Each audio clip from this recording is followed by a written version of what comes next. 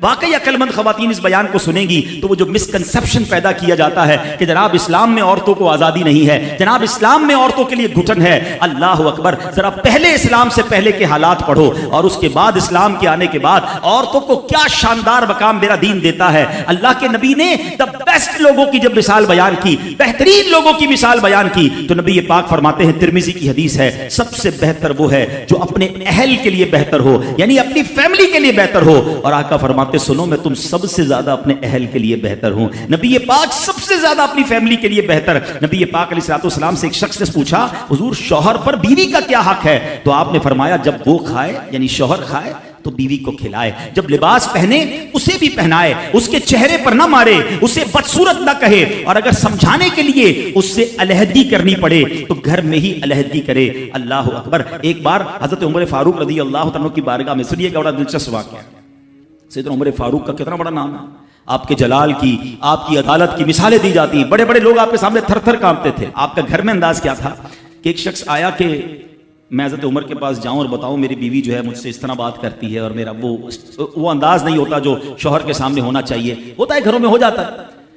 तो हज़रत उमर के दरवाजे पर पहुंचा ना, तो अंदर से उसे सैयदना उमर फारूक रज़ी अल्लाह तआला अन्हु की ज़ौजा उम्मे कुलसूम रज़ी अल्लाह तआला अन्हा की नाराजगी की आलम में गुफ्तगू करते हुए सुना। वो हज़रत उमर से बात कर रही थी। तो वो शौहर सोचने लगा कि मैं तो अपनी बीवी की शिकायत लेकर आया था, हजरत के तो घर का भी मामला ही ऐसा ही है।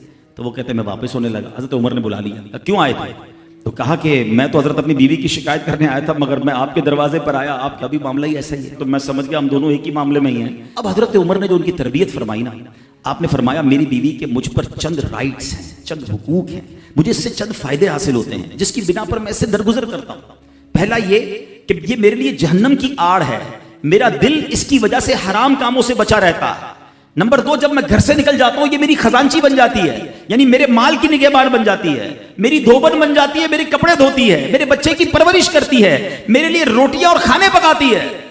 तो वो शख्स कहता है ये सारे फायदे तो मुझे भी अपनी बीवी से हासिल हैं, तो मैं तो कभी दरगुजर से काम नहीं लेता। वो मुझे कहती, मैं उससे लड़ना शुरू कर देता हूं। कहता आज आपकी बात से नसीहत मिल गई, अब मैं अपनी बीवी की छोटी मोटी बातों को मैं भी दरगुजर कर दूंगा।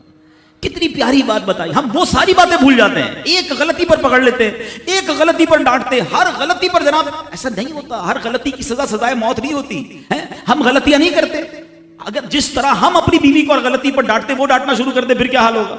तो ऐसा ना करें। वो भी दिल रखती है, हमने किसी इंसान से शादी की है, कंप्यूटर से नहीं की, ठीक है ना? तो कंप्यूटर भी आजकल वायरस आ जाता है, तो वो तो इंसान है, गलती हो गई, कोई बात नहीं। तो सुभान अल्लाह, इतना प्यारा मजहब है। दुरूद पाक पढ़ने के बेशुमार फ़ज़ाइल व बरक़ात हैं। काबे के बदरुद्दुजा, तैबा के शम्सुद्दुहा सल्लल्लाहु तआला अलैहि वसल्लम का फरमाने आलीशान है कि जो कोई शख्स मुझ पर एक बार दुरूद पाक पढ़े, अल्लाह करीम उस पर अपनी 10 रहमतें नाजिल फरमाता है। जो कोई शख्स 10 बार दुरूद पाक पढ़े, अल्लाह करीम 100 रहमतें नाजिल फरमाता है।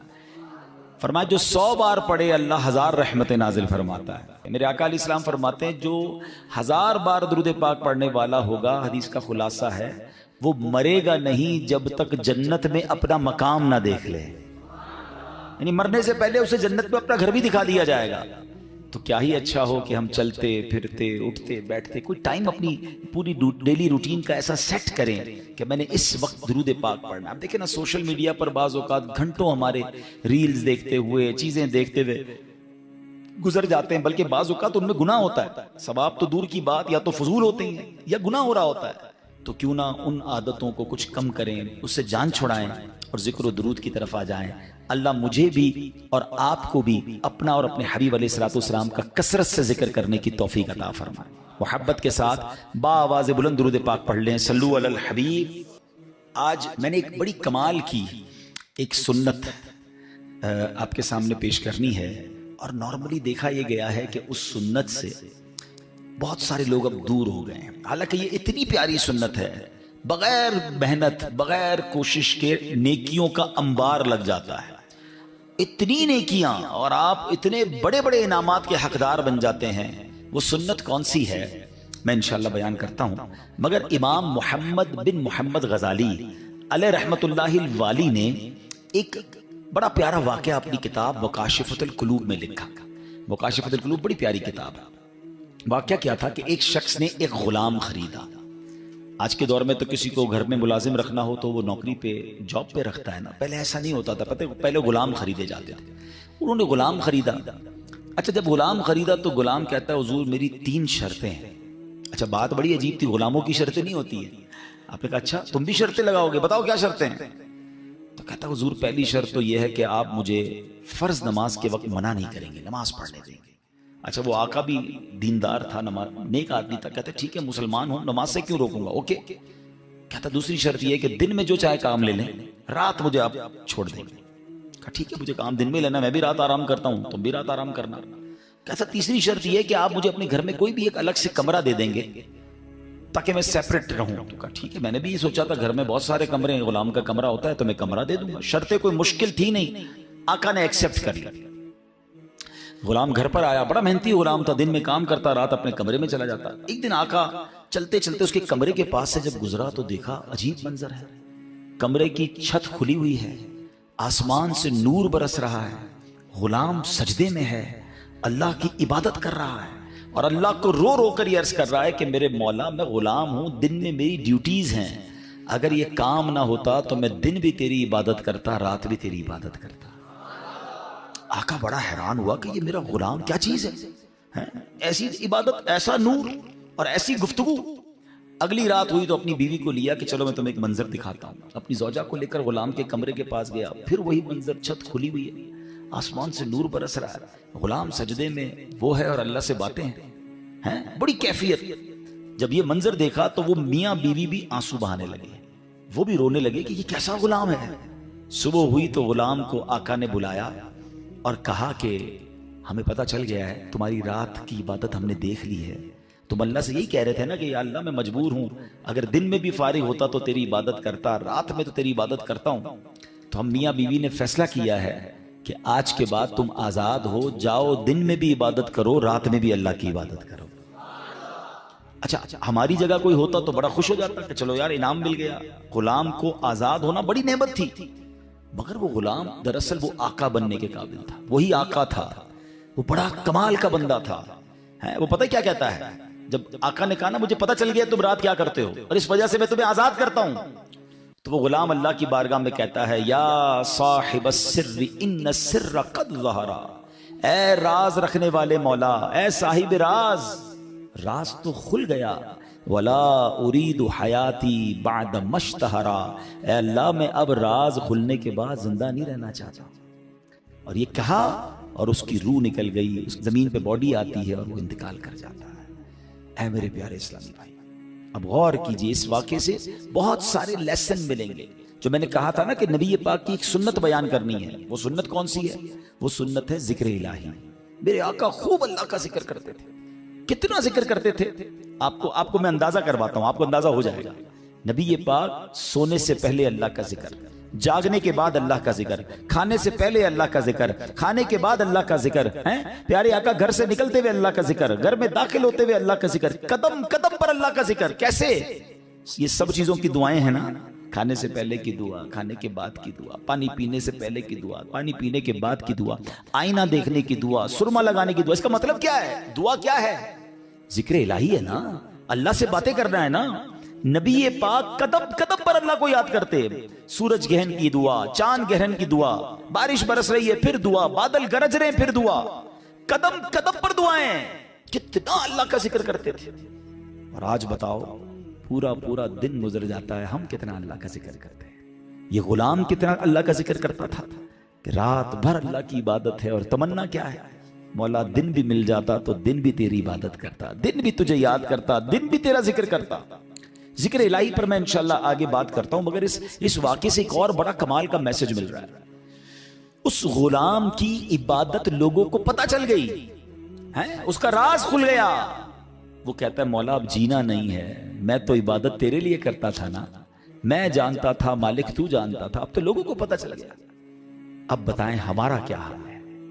हम तो इबादत बहुत सारे लोग करते ही इसलिए कि लोगों को पता चल जाए, वो इसलिए कर रहा है कि रब देखे और कोई ना देखे। और हमारी अक्सरियत इन कामों में लगी हुई है कि दुनिया देखे मैंने क्या किया है। नेकी कर दरिया में डाल, बचपन में सुनते थे, अब नेकी कर सोशल मीडिया पे डाल। जो करना है लोगों को बताना है, जो नेकी है सबको बताना है। अपने दिल से पूछो ना, क्यों जी चाहता है कि मेरी नेकियां लोगों को पता चले। पता है इखलास की तारीफ क्या है? उलमा फरमाते हैं what is the meaning of इखलास। इखलास इसको कहते हैं कि बंदा जिस तरह अपने गुनाहों को छुपाता है इस तरह अपनी नेकियों को छुपाए। बताइए ना, हम इस तरह अपने गुनाह, कोई है जो यहां ये चाहता हो मेरे गुनाह सबको पता चल जाए? कोई भी नहीं चाहता। मगर नेकी सबको पता चलनी चाहिए। नहीं, कुछ नेकियां तो ऐसी कीजिए ना जो फकत मैं जानूं, मेरा रब जाने। मैं नेकी करने के बाद मुझे क्यों ख्याल आता है कि यार सामने वाले को पता तो चले मैं हाजी हूं, मैं हाफिज हूं, मैं नमाजी हूं, मैं रोजादार हूं, मैंने ये नेकी की है, मैंने फला काम किया। वाई, क्यों? अगर दिल में तमन्ना यह है कि लोगों की वाह वाह मिलेगी तो पता है इसको रियाकारी कहते हैं। और रियाकारी को शिर्क असगर कहा गया हदीसों में। छोटा शिर्क। शिर्क किसको कहते हैं?